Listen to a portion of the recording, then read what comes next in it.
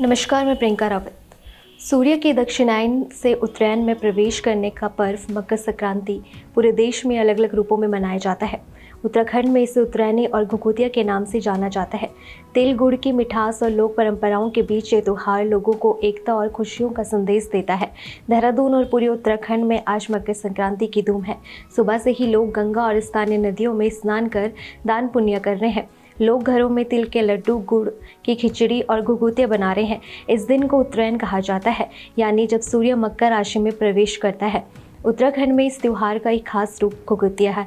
इस दिन बच्चे घुघुत मीठे पकवान गले में डालकर पक्षियों को खिलाते हैं और गीत गाते हैं, काले कौवा काले घुघुती खा ले।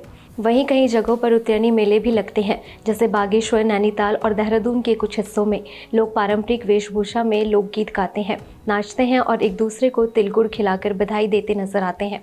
घुघुतिया मनाने के पीछे लोक मान्यता है।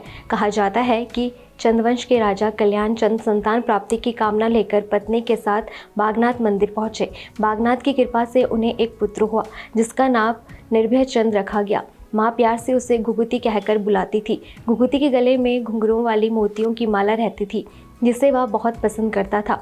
जब घुघुती जिद करता था तो उसकी माँ हंसी हंसी में कहती थी, काले कौवा काले घुघुती की माला खा ले। ये सुनकर अक्सर कौवे आ जाते और माँ उन्हें खाने को दे देती। धीरे धीरे घुघुती और कौवों के बीच दोस्ती हो गई। एक दिन राजा का एक मंत्री बुरी नीयत से घुघुती को जंगल की ओर ले जा रहा था। तभी एक कौवे ने ये देख लिया और जोर जोर से काऊ काऊ करने लगा। घुघुती रोने लगा और अपनी माला दिखाने लगा। उसकी आवाज़ सुनकर कई कौवे वहाँ इकट्ठा हो गए। एक कौवा माला लेकर उड़ गया और सभी कौवों ने मिलकर मंत्री और उसके साथियों पर हमला कर दिया। डरकर वे भाग खड़े हुए। कौवों की मदद से घुघुती सुरक्षित घर लौट आया। खुशी में उसकी माँ ने पकवान बनाए और घुघुती से कहा कि वह अपने दोस्त कौवों को बुलाकर खिलाए। यही परंपरा आगे चलकर घुघुतिया त्योहार बन गई, जिसे आज भी बच्चों के उत्सव के रूप में धूमधाम से मनाया जाता है।